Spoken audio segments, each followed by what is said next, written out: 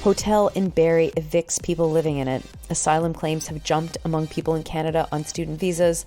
A new journal article shows that residential treatments without medical interventions, at best, do nothing to save lives from toxic drug deaths. 13 federal agencies are using spyware, and the Indian government has been accused of hiring hitmen to murder Sikh activists around the world.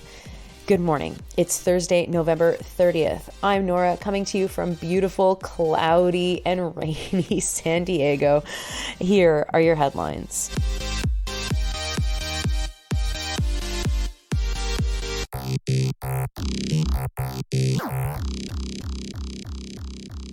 First this morning, we start in Barrie, Ontario. Alessandra Carniero is reporting that a local hotel, a Days Inn, is ending its practice of providing people emergency shelter.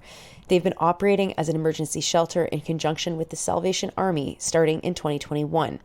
Everyone who's living at the hotel through the program is being evicted. Carniero spoke with a man who lives there with his mother. His name is Robert Orr Duncan, and he said that he has to be out by the end of this week. His mother is currently in the hospital, and because of the eviction, they won't have anywhere to discharge her after surgery. The hotel said that the decision was linked to damage to the rooms that people have caused, which, is going to happen when you house people in a location that isn't set up for a permanent or even really temporary home. He's also worried that him and his mother will be separated if they're moved to another shelter. The region has record high numbers of people living on the street. The Salvation Army told CTV News that there is a temporary solution. Temporary accommodations have been secured with the Barrie Bayside Mission, though Orr Duncan has not been told about this or that him and his mother will have a place to live. The Days Inn didn't reply to a request for comment. There's no mention of any role that a government is playing in this or the structural problems that exacerbate the housing crisis. Next to the Toronto Star's Nicholas Kung, who's reporting that asylum claims have doubled in the past 5 years among people who are in Canada on a student visa. 8 of the 10 institutions where these claims have been made come from Ontario college students. Here are some numbers. In 2018, there were 567,065 international students in Canada. That number rose to 807,750.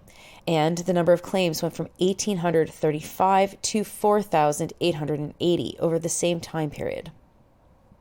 Next to drug news. A new article in the Journal of Drug and Alcohol Dependence shows that residential and detox treatment for drug users does not prevent fatal opioid overdoses. This flies in the face of the idea that sending someone to detox or a residential program is one possible solution to the toxic drug crisis. What's worse, when detox is forced, it can actually make things far worse for the individual. What does work are treatment programs where people are able to access medications like methadone or buprenorphine, both which reduced deaths by 38 and 34% respectively. On Twitter, Elaine Heischke explained what these results mean for public policy related to the toxic drug crisis. The Associate Professor and Canada Research Chair at the University of Alberta School of Public Health wrote on Twitter that these findings should be, quote, setting off alarm bells, unquote, within government agencies. The Government of Alberta has decided that residential treatment and recovery communities are the best ways to address the toxic drug crisis. With research showing that these strategies have no impact on stopping deaths, Heischke wrote, quote, related capital investments should be targeted to permanent supportive housing for people with opioid use disorder and not short-term provision of abstinence-based treatment beds, unquote. Back in July, Michael Rodriguez reported for the Calgary Herald that the government's approach to toxic drugs was like this, quote, the Alberta model focuses on abstinence and rehab facilities for addiction recovery while de-emphasizing harm reduction approaches such as safe supply and supervised injection sites. Provincial officials also are considering imposing involuntary treatment orders, which the Premier said Thursday would be a quote-unquote final step if nothing else works. And yet, here is an academic paper that shows that mandatory treatment programs absolutely do not help people. Next, 13 federal departments are using spyware that is, quote, normally associated with the intelligence world, unquote. The use of spyware didn't get a privacy impact assessment, which is a requirement for all federal institutions to do. Brigitte Bureau is reporting that tools that can be used to recover and analyze data on computers, tablets, and cell phones, including when data has been encrypted or password protected, are all possibly caught up in this spyware. Now, what departments are we talking about here? Well, Fisheries and Oceans Canada, Environment and Climate Change Canada, the CRTC, the CRA, Shared Services Canada, the Competition Bureau of Canada, Global Affairs Canada, the Transportation Safety Board of Canada, National Resources Canada, Correctional Services Canada, CBSA, National Defence, and the RCMP. This information was uncovered by a Freedom of Information request by Evan Light, a professor at Glendon College, who said that this news was, quote, worrisome and dangerous, unquote. Originally, he thought that the spyware would mostly be used by police agencies, but was shocked to see how widespread other departments were using it as well. Shared Services Canada bought spyware from Cellbrite, Magnet Forensics, and Grayshift. Here is how Cellbrite explained their spyware. Quote, technologies are not used to intercept communication or gather intelligence in real time. Rather, our tools are forensic in nature and are used to access private data only in accordance with legal due process or with appropriate consent to aid investigations legally after an event has occurred. The person subject does know our technology is obtaining data through court judicial permission, through a search warrant, or consent by the individual, unquote. Light says that if departments don't think that they don't need to do an impact assessment, deep surveillance has become normalized, something that really frightens him. Some departments claimed that they don't need to do this because they got judicial authorizations.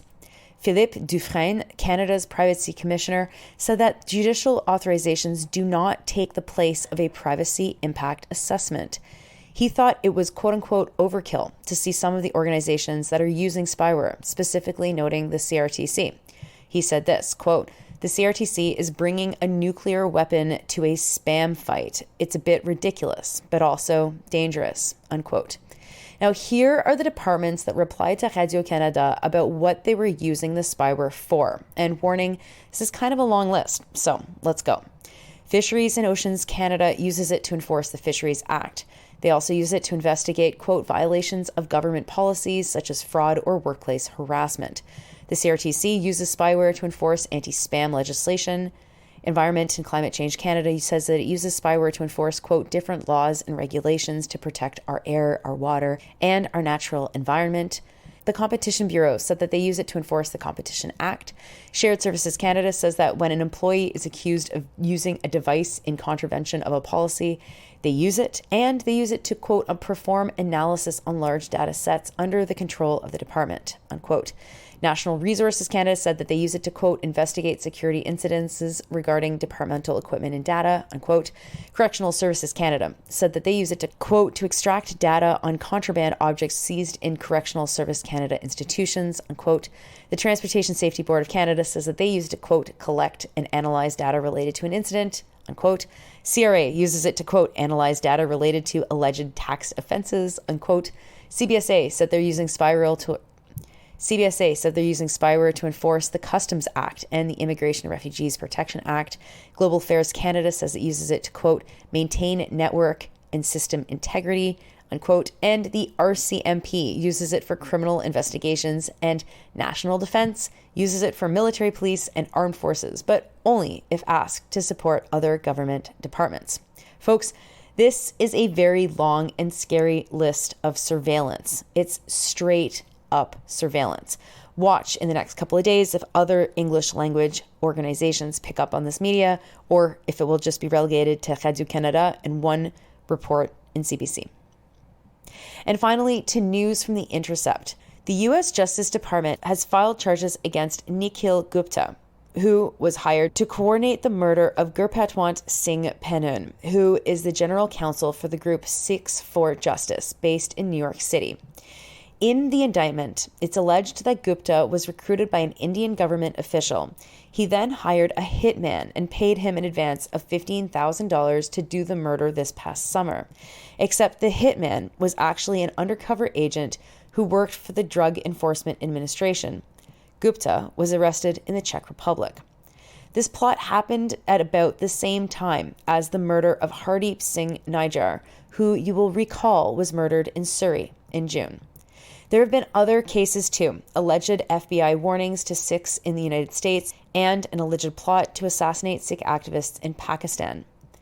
The plot with Gupta was actually quite developed. Gupta and others planned Penum's murder, including that he had a meeting in New Delhi to discuss the plot. The Indian government would then clear Gupta in criminal charges that he faced in India. He would also be paid $100,000 for the work. Government officials passed along information about Gupta. Government officials passed along information about Penum to Gupta, like his address, his phone numbers, and daily routine, which Gupta then passed on to the undercover agent. There seems to be a concerted effort by India to murder Sikh activists all over the world. Many Sikh and Kashmiri separatists in Pakistan have been killed, and Sikh activists have died under quote-unquote mysterious circumstances, unquote, in the UK and in Canada. Those are your headlines for Thursday, November 30th. I'm Nora. You're listening to Sandy and Nora at sandyandnora.com on the Real News Network podcast feed or anywhere you get your podcasts. I hope you have a wonderful Thursday.